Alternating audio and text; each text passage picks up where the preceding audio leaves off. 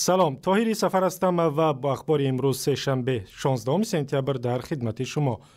دادگاه ناحیه پنجکند 3 چوپان را که مرزی تاجیکستان را گذاشته و غیر قانونی به قلمرو ازبکستان رفتند جریمه کرد.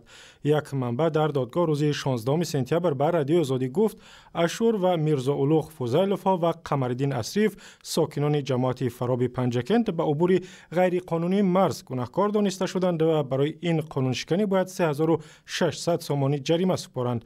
اشور اولوغ در این باره به رادیو آزادی گفت به اهمیتی که رگیتون گستان گذاشته است و قانون دولت همه خیلی باست. از 3 چوپان 3200 3 چوپان جماعت فراب 26 یولی سال روان در چراگاه در نزدیکی مرزی ازبکستان و تاجیکستان با 1,500 گوسفند به قلمرو کشور همسایه وارد شدند. مرزبانان ازبکستان آنها را دستگیر کردند ولی بعدی تقریبا یک هفته با مالشان به تاجیکستان برگرداندند. تعدادی از جوانان تاجیک در شبکه‌های اجتماعی شکایت دارند که مقامات انتظامی همسالان ریشدار آنها را می‌دارند و مجبور می‌کنند که ریششان را بگیرند.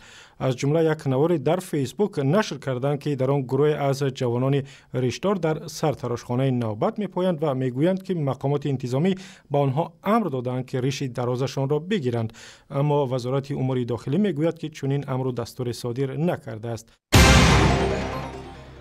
یک تحقیق در تاجیکستان نشان داده است که 80% کودکان بازداشت شده حداقل یک بار شاهد بدرفتاری و زورگویی ماموران ملیسا شدند.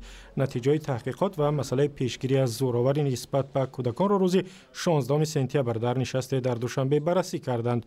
عظمت شنبیلوف نماینده سازمان بین المللی اصلاحات زندانها در این همایش گفت از میان بیشتر از 100 کودک که در بازداشتگاه بودند 80%شان گفتند ماموران ملیسا با آنها بدرفتاری و بی‌حرمتی کردند. به قول این کودکان ماموران ملیسا آنها را دشنام می‌دادند و یا به سرشان مشت می‌برداشتند. تحقیق مذکور با مساعدت اتحادیه اروپا انجام شده است و نتیجه آن را برای اصلاح مناسبت با کودکان بازداشت شده به مقامات تاجیکستان می‌سپارند.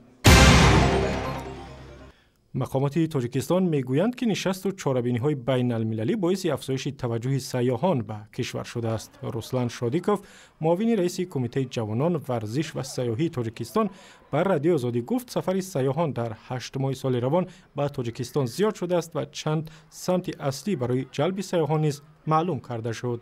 پیش از ما این توریسم کوهنوردی و کوهی و ورزشی، توریسم اکولوژی، توریسم تبوباتی، بیوسته رافتینگ و شکوری می باشند که بیشتر توجه سیاحان رو از همین نمودوی توریسم در تاجیکستان به خود جلب کرده استودند. با گفته مقامات تاجیکستان در مدت نیم سال گذشته 74,000 خارجی به سیاحت تاجیکستان آمدند و از حساب آنها به بودجه 37 میلیون دلار وارد شده است.